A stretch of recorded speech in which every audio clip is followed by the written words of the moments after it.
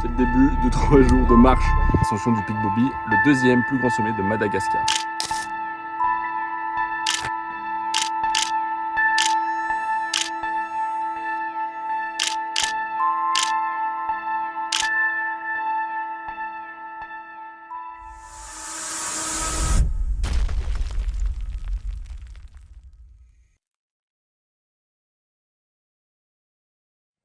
Salut à tous, on est en direct d'Ambalavao et on est venu ici pour commencer demain matin une nouvelle aventure. Un trek de 3 jours en randonnée et en bivouac avec 2 nuits de camping normalement pour grimper le deuxième sommet le plus haut de Madagascar, le Pic Boby. Toujours avec Paul et cette fois-ci un nouvel acolyte, Roméo qui se joint à nous. On se retrouve demain pour le début du trek.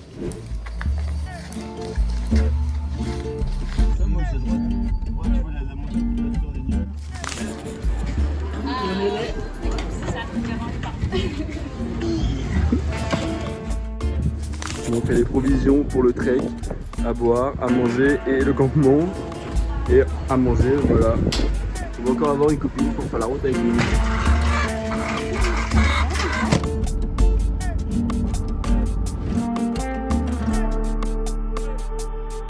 Ouais, ça fait carte d'aventurier. C'est incroyable. C'est ici la massif de Taranour. Et on va y entrer ici. Nous sommes un peu en retard. Je ne sais pas si on peut arriver dans cette trappe-monte. Ça, c'est tout proche de Pic Boby. Si jamais on n'y arrivera pas, parce que ça, c'est 38 km, c'est 10 heures de marche, on doit dormir ici. Non, ici. Non, ici. D'accord. Total, c'est quoi? C'est 90 km? À peu près. Bon, on m'avait parlé de 30 km, je crois qu'en fait c'est 90 km à faire. Je pense qu'on va mourir.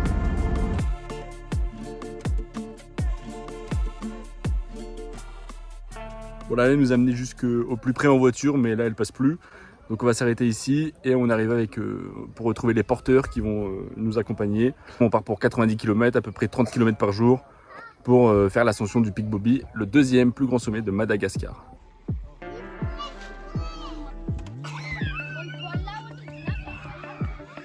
C'est le début de 3 jours de marche.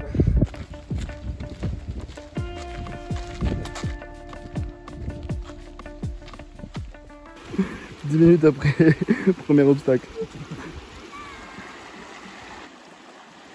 Peu de temps après le début de la randonnée, nous arrivons dans un des villages les plus reculés de la vallée. On y rencontre les femmes en train de se faire des coiffures traditionnelles. L'une d'entre elles nous invite même très chaleureusement à rentrer chez elle. Elle t'a dit Manrusso à Roméo. Alors c'est Juliette, elle t'a dit. Elle t'a dit Manrusso.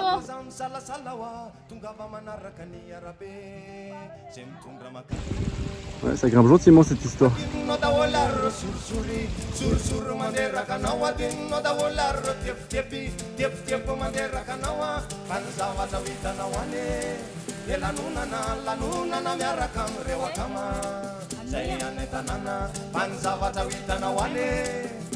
Ça fait 1h30 qu'on est parti et on est parti de là-bas. Voilà comme ça. On est monté là.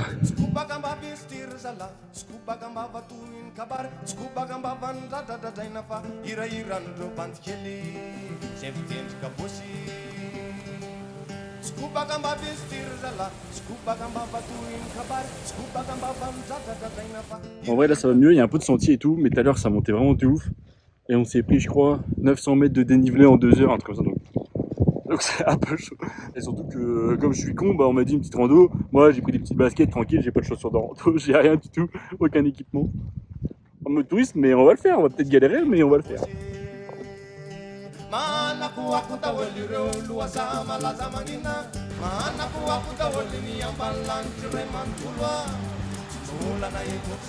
Salam Adaol. Il y a beaucoup de dénivelé, mais c'est incroyable. Hein. Sarabé, hein. Sarabé les Vatou, hein. Ça veut dire c'est très bien les montagnes.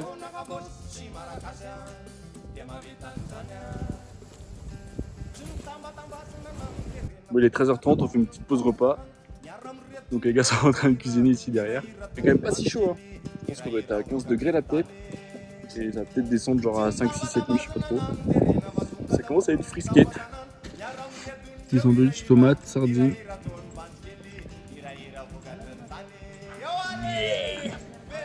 En vrai, les paysages ils sont abusés. En plus, on est au bord de l'eau, c'est dinguerie. Ah, c'est trop beau. Moi, c'est quand même physique, j'avoue, j'ai sous-estimé. Et franchement, big respect aux porteurs parce que du coup, avec nous, on a des porteurs qui portent avec nous le campement pour les 2 nuits, donc les tentes, le bois pour cuire les trucs et tout, la nourriture, machin. En vrai, ils portent tout, ils sont en tongs, ils marchent super vite et tout. Franchement, respect à eux, ils sont trop chauds. Donc merci, big up les porteurs. Il nous reste 3h30, voire 4 heures de gros dénivelé positif avant d'atteindre le compte ce soir.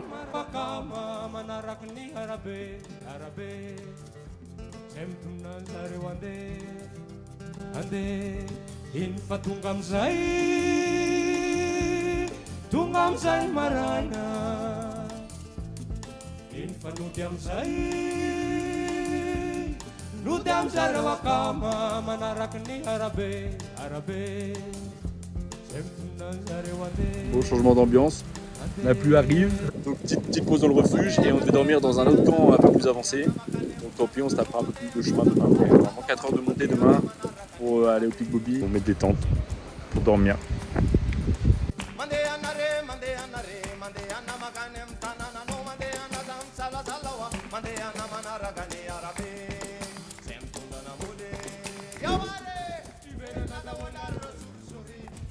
Voilà, on a stocké toutes les affaires du campement.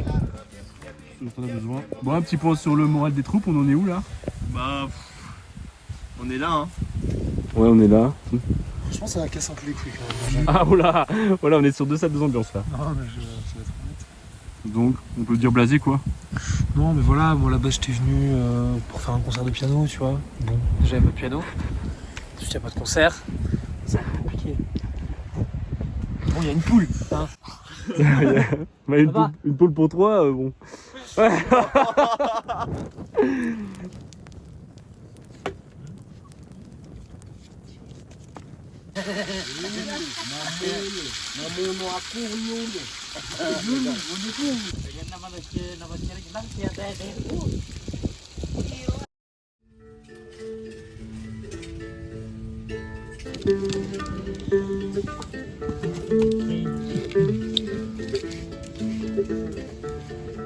Salut, il est 4h30 et il souffle à mort dehors et ça a l'air très compliqué. Je sais pas pourquoi on s'inflige ça alors qu'on pourrait être sur un transat à cette heure-là.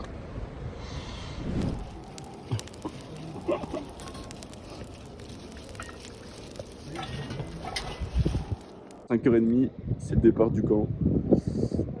Et il fait très froid. Et ça commence par mettre les pieds pour traverser une rivière. Super. Il va y avoir un avant et un après. Je pense. Ouais.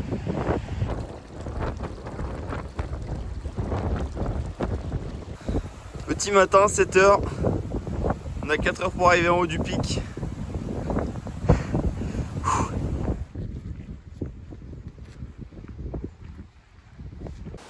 Vous voyez ça là-haut là? Et ben on va pas là, on va plus haut. On est parti de par là. Je sais pas où il y a des maisons, quelque par là. On a déjà bien grimpé.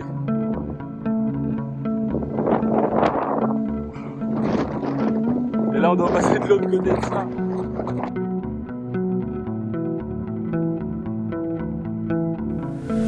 Il y a du vent de ouf.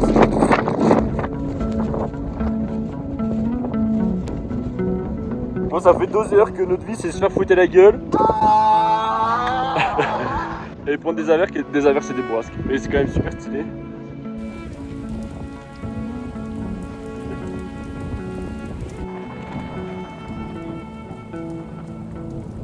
En plus ça glisse de ouf parce que j'ai eu la bonne idée de mettre des chaussures de rando. C'est beau monsieur Paul. C'est beau Millet la pluie. Pierre, t'as kiffé la rando? Ouais, j'ai kiffé. Par contre, c'est des mythos, il n'y a pas des lingots d'or et tout ça au pied des arcs-en-ciel, on a vérifié, c'est fou. T'as l'air de voir beaucoup de choses. Il reste genre 1h30 avant de potentiellement atteindre le sommet du Pic Bobby, mais on n'est pas sûr de pouvoir l'atteindre parce qu'il y a vraiment beaucoup de vent et c'est très dangereux.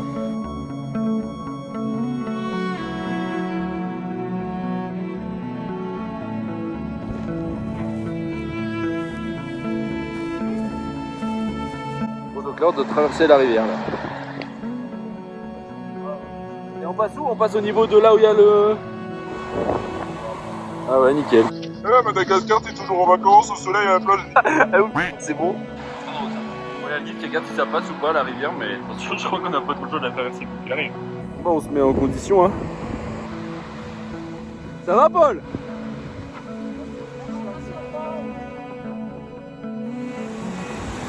Ça glisse tellement avec le courant. Ça glisse tellement avec le courant.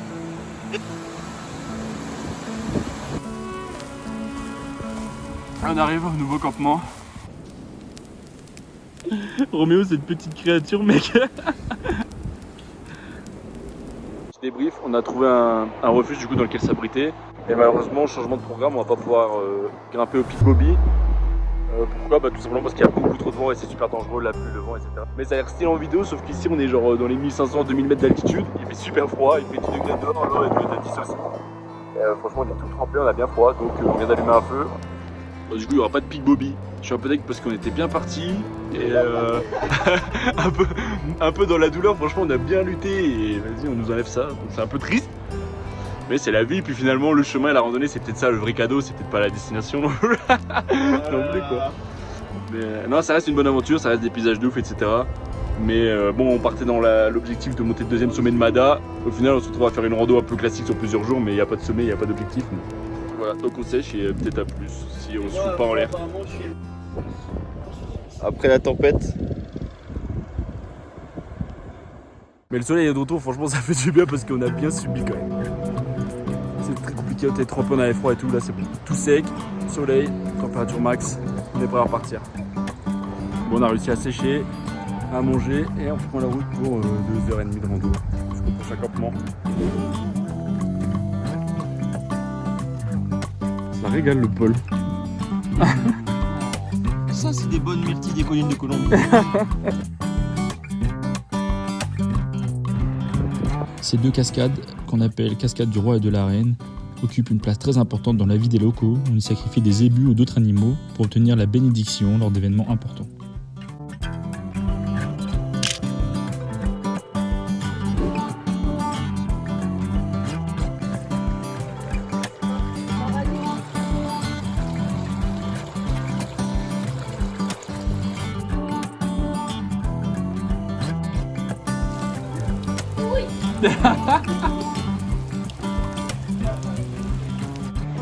C'est une randonnée de rivière en fait.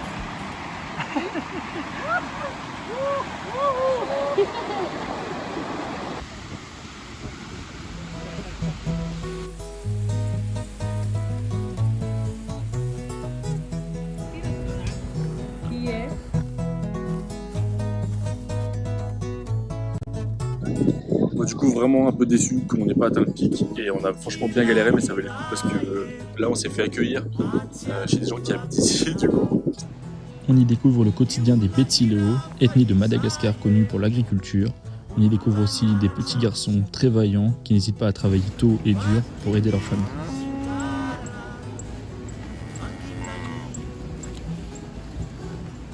On est accueilli ici avec un petit thé et franchement c'est incroyable, la vue elle est incroyable. Donc c'est vraiment trop cool. C'est quand même un peu compliqué, la pluie et tout, on a traversé je sais pas combien de rivières. Mais ouais c'est vraiment cool. Donc ce soir on mange ici. Et demain on a 6 heures de randonnée encore pour rejoindre le chauffeur qui nous attendra au point de rendez-vous.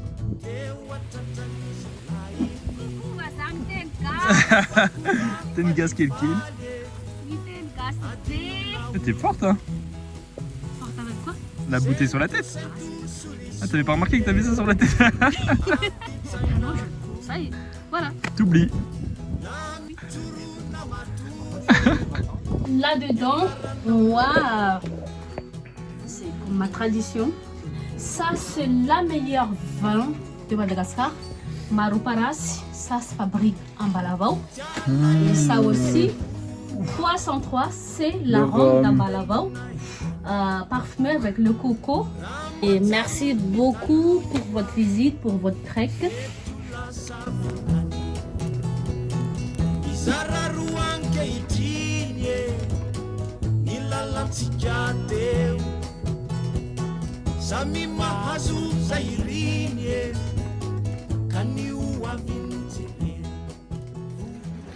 Bon, on vient de se réveiller de la dernière dune dans la grange.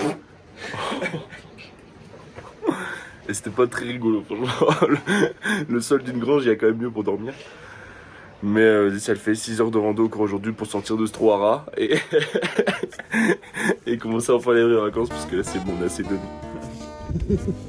Petit déj, omelette et riz au bread et aux légumes.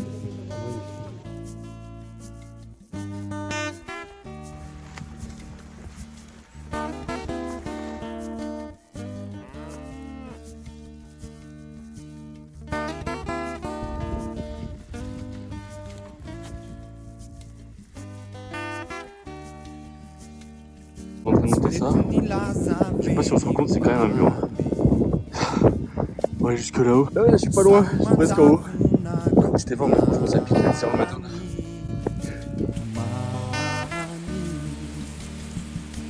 Mets-mi fou avessa ti mare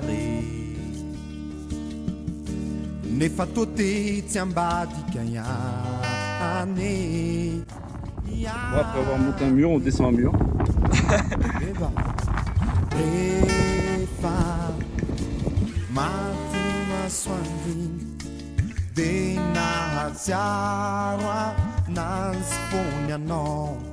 Ça y est, on est arrivé, on a retrouvé la line. On est encore vivant, tout s'est bien passé, mais ouais, c'était quand même sport. C'est fini la guerre, man. On a survécu. On n'est pas fatigué. On est un peu fatigué quand même. Bon, on est sorti de notre trou à rats. Comme vous l'avez vu, on n'a pas pu aller jusqu'au sommet du pic Bobby. Pourquoi ? Parce qu'il y avait franchement une sale tempête. Mais il y a vraiment des grands moments où on prenait des rafales à 100 km/h. On était sur des rochers comme ça à pic, avec nos chaussures lisses, au bord du gouffre. Et franchement, c'était déjà assez dangereux comme ça. Donc voilà, on pouvait pas trop prendre le risque. Et les guides, de toute manière, ils ont pas voulu nous laisser aller là-bas. C'était trop dangereux. Mais on a quand même eu la chance de vivre toute cette aventure, puisque si on nous avait dit dès le début que c'était pas possible d'atteindre le pic Bobby, je pense qu'on aurait tous annulé l'expédition. Et franchement, ça valait quand même largement le coup. Il nous manquait un petit détail à la fin, mais tout le reste, ça valait vraiment le coup. Et pour les gars un peu, mais surtout pour moi, c'était bien de se surpasser aussi physiquement, parce que bon, eux ils sont un peu plus chauds que moi, mais moi j'avoue que j'étais pas prédisposé à faire ce genre d'aventure. Et ceux qui me connaissent, ils le savent bien. Donc c'est quand même carré d'avoir fait ça, même si on a fait un peu moins des 90 km quand même. Un très bon moment personnel, un très bon moment entre amis et des paysages vraiment cool. Donc voilà, une partie en plus de Mada qu'on connaît et qui nous fait encore plus aimer ce pays. Voilà, j'espère que vous avez kiffé et bisous à tous et à la prochaine.